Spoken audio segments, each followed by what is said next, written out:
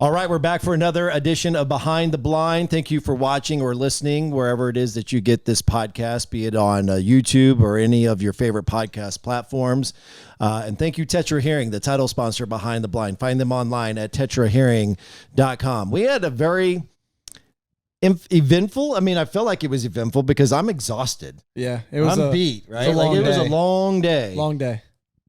You might have, if you missed the last episode of Behind the Blind, we talked about how the scout didn't go well. So the plan was to wake up early this morning and get out. And man, did we drive and drive and drive and drive. Yep. I felt like I covered the entire province. Yeah. And I know you guys did too. Yep. Yeah, I mean, 5 to 5.5 hours of scouting for both trucks, and not just your meandering. We were hauling the mail. We went trying to just see as much as we could possibly see. All that being said, how much of Canada is actually going to see on this trip.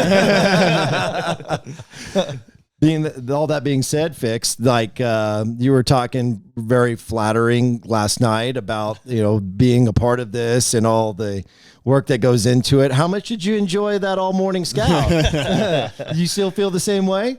It's still been great. I'm not gonna lie. When we got back here just this afternoon, I got to stretch my legs. It was amazing. Mm-hmm. It was good to just walk. Him and Ben have become very close. I'm sure they're tight now. I'm sure. Ben is obviously Logan's yellow lab, who just loves to get love and affection, and anybody who gets the ride in the back seat during a scout or any trip, Ben likes to cuddle. He doesn't like to lay down. He likes to be all up in you. He wants to be all up in that, and breathing on you. And anyway, it's all right though. So the scout, so I guess we'll put a positive spin on this. It was unfortunate we didn't get to hunt this morning, and I think that I can speak for you guys in saying that I had the mindset that there was probably a good chance that we weren't going to hunt today. Right. Because we were likely going to be scouting, and we would have to make sure that if we were going to hunt today, like in this afternoon, that would mean that we would have to find a couple other things, because by hunting tonight, we wouldn't have the ability to scout to have something to hunt tomorrow. Right. You guys found something for us to hunt this afternoon, and we actually found 3 different options, or 4 options total, 1 to hunt today and 3 that could be for tomorrow. Which put us in a position to hunt today, which was fun. It started off great, and then it just got weird. It did get weird. Yeah. Just really weird. We were 9 for 9, right? And that was real early.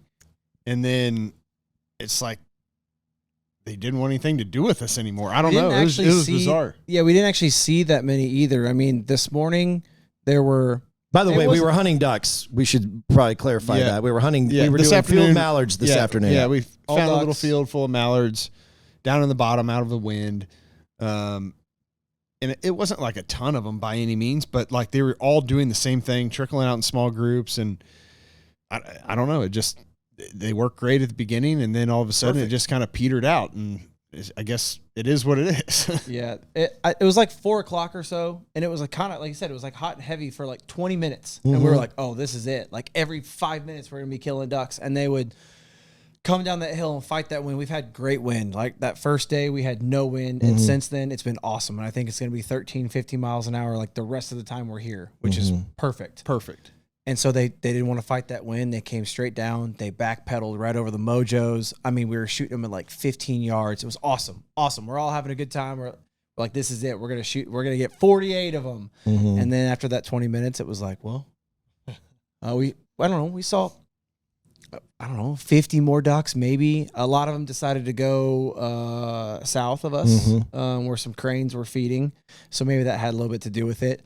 But it was like a real hot and heavy for 20 minutes, and then, But when they did it, was awesome. Oh, they did my. That's exactly how you want ducks to finish. Yeah. You couldn't ask. They read the script. Like, they did it perfect. Yep. And we all, like, the morale just went through the roof. And then, I don't know, like you say, after that first half hour, then all of a sudden there was a few more that kind of came out, and they were flying high, and they just there's a bunch of other live birds over there. Yeah. I think we're going to go finish with them. And so it got weird. But, hey, the good news is we finished with 9 ducks.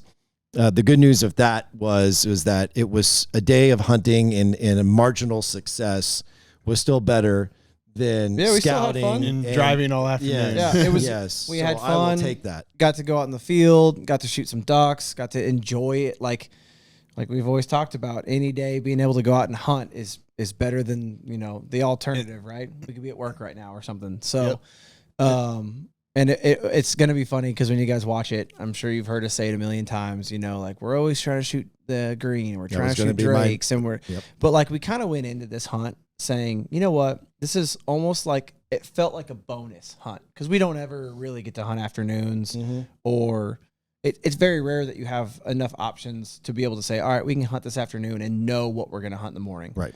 So it felt like kind of like a bonus. And we went into it going, you know what, if we have the opportunity for all of us to shoot, if we can shoot 48 ducks, let's shoot 48 ducks. Let's have fun. Let's go out there. Let's not worry about it. And we did shoot 8 hens and 1 drake. But they're still brown. Logan set that up. Actually, I think I will explain that because for those who might be watching and ready to be keyboard badasses and just completely rake us over the coals, kind of explain the mentality of Canada, the number of mallards you can shoot or the number of ducks you can shoot, and the fact that you don't have to the only regulation on ducks up here is 4 pintail. So it doesn't matter how many hen mallards you shoot, and partially because they're all brown ducks still. You can't really tell. Yeah, even that greenhead we shot wasn't that. There great. are some that are plumed out. And I wouldn't say like great by any means, but obviously the later you come, the more and more you see them plumed out, and but it's just part of it. There's a reason why they make it that way. But yeah, that's just how it was. We had 9 ducks come in. We shot 9 ducks. Yeah, right. It's the only time of the year you'll see us do that. Exactly. So judge all you want. If you want to hate on us for that, I don't care, and I'm pretty much sure that these guys don't care as well. Fix did it all. It was all him. It was all him. He was the one that talked us into it. No, he shot all 8 hens. That was his limit. Yeah.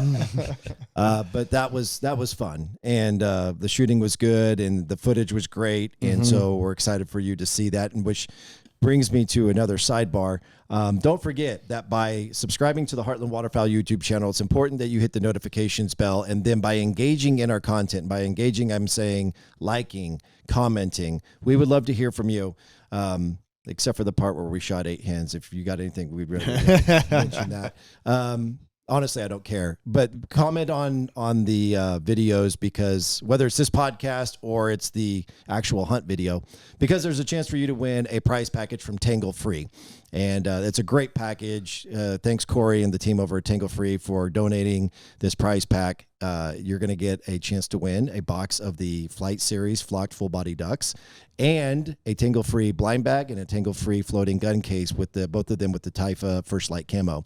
We will draw that winner in our last podcast that we do here from Saskatchewan. So it's really important that you do that. Like, subscribe, notifications bell, comment, all of that good stuff. And you'll get yourself entered to win. Transitioning now into what we're going to do tomorrow. We had, as I mentioned moments ago, 3 options. Yep. We were able to, once we kind of figured out, all right, the ducks, they've moved on. They're going to go over to the big feed. They're not going to finish with us. We packed up early and went and checked out those locations. And it's a good thing that we did, because of the 3, there was only one of them that held true to what we saw this morning. Yep. Yeah, and that's why we wanted to leave. And obviously we were sitting there debating, how much longer are we sticking out? It's like, all right, is 1 or 2, 3, 5 ducks, worth it at this point in time? Or should we cut it short 15 minutes so we can go and potentially make sure we're picking the right option in the morning? And obviously contacting the farmers and letting them know that we're going to be in there or not going to be in there, vice versa. So, I think there's actually more in there tonight than there was this morning. And they went back to the roost we wanted them to go to. They actually went back to 2 roosts, but the main majority of them went to a roost to the north, and we got a south wind tomorrow, so we're not going to have to be cranking our necks, and that's what we were hoping for. We weren't 100% sure this morning because we kind of found it late, and we obviously came back to get ready for the duck hunt, so we didn't get to see them go back to water late morning, but it looks good. There's a lot of birds. We have wind. We complain all the time about wind, and like we have nothing to complain about tomorrow. Zero. Right. We know it's going to be blowing. Yep. We got wind. We got birds. We have a good setup the way that, how they're coming from the water with the wind direction. It's kind of how we really like to hunt snow geese, right? Mm-hmm. They should just be crawling up in our lap. So yeah, they don't have to go very far. So fingers that's one crossed. of the things we like. Tomorrow is the day that we've really been waiting for. So obviously we want you to stay with us through the week that we're here. Before we wrap this up, I was talking about tangle-free and the price package that we're giving away. Let's take just a quick second to talk about the full body decoys that we've been running since been up here. This is our first year running tangle-free. We're excited about this partnership because of all the things that they have to offer. I was talking to Corey about this, Corey Foskett, by the way, who's the president of tangle-free Waterfowl. And I mean, you're saying something about yourself as a company when you've had the sustainability that they've had for over the years and the ability to scale with more SKUs and the evolution of the products and the way that they've kind of been innovative. And so I guess I would just kind of give you guys the opportunity to kind of speak to what your experience has been with the decoys that we've run, whether it's their Flight Series full body goose, their skinnies, the Canada skinnies. We're obviously running the Flight Series full body mallards. Some of them have the flocked heads. And then of course the Flight Series Canada goose, which what I love about those is something that we kind of done before was we put on tail loops on our old decoys. Yep. They already come with the tail loops and they're even a little bit longer. So Logan, I'll start with you. What's your kind of first initial impression of those decoys? I love the stake system. Yes. I'm a big stake guy. And even the best part about it comes with bases too. If you're, someone who likes the bases, but, or, obviously wintertime when the ground's frozen, but right. I really like them. The snow goose decoys are awesome. The full body mallards with the flocked heads are incredible. And, they're just a great decoy. They're easy to use, easy to put out. We beat them around. I mean, the first thing we did was throw them in the trailer, so, everything I expected. And the silhouette, the fully flocked silhouette's awesome. Yeah, I mean, it's awesome. a game changer on the silhouette side for sure. Alex. Yeah. I mean, same thing. Like waterfowl hunters in general are rough on things, right? It's not like we're going to baby our decoys. So they need to be able to be tossed in the field, tossed in the trailer, beat around, especially with the snow geese, right? We're driving down with the trailer and we're kicking them out of the trailer as we go. Mm-hmm. So definitely the durability has been awesome. The big tail loops are huge because when we made our own tail loops, we made them too small and it became horrible to try and fit them onto your fingers. And then when you did, it was hard to get them off. Yes. You're sitting there trying So the big tail loops are huge. Again, kind of like Logan said, the stake system. I love that stake system. It's super, super easy. So just all in all, like it's been a really positive experience. Even today, we kind of had to adjust some of the decoys when the sun was coming down. We kind of had a bit of a shadow starting to come out, and it was nothing for us to pick up. We put out like a dozen and a half of the flock skinnies, scoop them all up, be able to move them. I mean, it's been nothing but positive for me. So I really enjoyed using them for sure. Fix, would you like to add anything to that? I mean, I don't have a whole lot to add to that other than like Alex kind of said is I shot all 8 of those hens and it sucked them right in. So it did the job for me. Yeah. They do look really, really good. So it's hard to explain. So one of my favorite things about the stake system in particular, and I wish I had one here, but maybe we'll show you in the next podcast, is on the actual tops of them. First of all, the caps are really bright orange. Oh, yeah. And so when you're going out and setting them up, you can literally go set your stakes where you want your decoys, and then you're not going to miss where those stakes are, even in the dark when you're setting up in the morning because of how bright they are. So I like that. But then also, they kind of look like a T. Like the cap part looks like a T, and they have like this little, I'll call it like concave carving in it, to where when you go, you literally take your fingers, they're just picking stakes up, and it just pulls right up. It doesn't slip out of your hand. They're screwed on there, so they're not going to pop off like you might remember some of the old school decoys that had that motion stake system. There were, after a few uses, those caps will just pull off. Yep.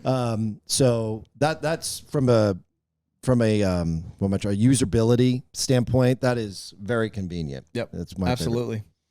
Anyway, so thank you guys for watching. We really appreciate you coming along with us on this journey. That's part of the concept of this, is that you get to feel like you're in camp with us. You kind of follow the migration. You get a report of what's happening as we're doing this, and then you don't have to wait until July of the next year for our content to come out. We're giving it to you in semi-real time. So stay on the channel. Go check out the hunt videos. Hopefully you've seen the last video that we did with the great snow goose hunt that we had yesterday. If you haven't already, the duck hunt from today will be out shortly. And then hopefully tomorrow we will have another snow goose hunt. And so come check it out, man.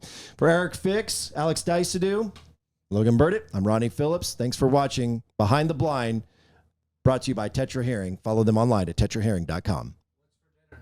Lasagna. It's lasagna Stouffer's, time. Lasagna. On the Traeger. I thought Smoked it was Logan's homemade recipe. And no, just Stouffer's and Cole's garlic bread. All right. Can't go wrong with Cole's garlic Which bread. isn't done yet because I'm pretty hungry. I hope. Probably not.